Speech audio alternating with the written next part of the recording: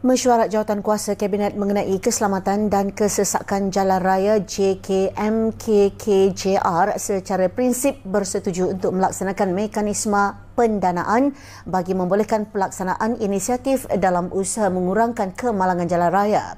Menerusi mekanisme itu, Kementerian Keuangan akan menyalurkan 50% hasil kutipan saman Sistem Keselamatan Kesedaran Automatik atau AWAS yang dikutip Jabatan Pengangkutan Jalan JPJ bagi melaksanakan langkah yang dikenal pasti.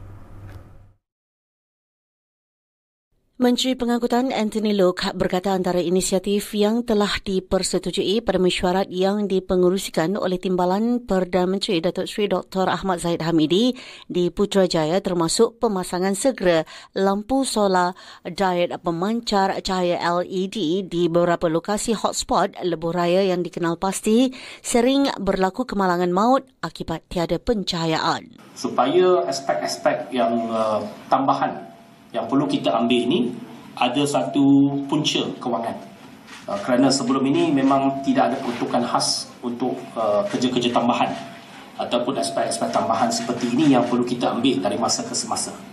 Tetapi dengan adanya keputusan pada hari ini yang kita akan maklumkan kepada Kabinet, kita harap kita ada satu sumber hasil yang lebih berterusan supaya dapat mengambil langkah-langkah mitigasi untuk mengurangkan kadar risiko kemalangan jalan raya.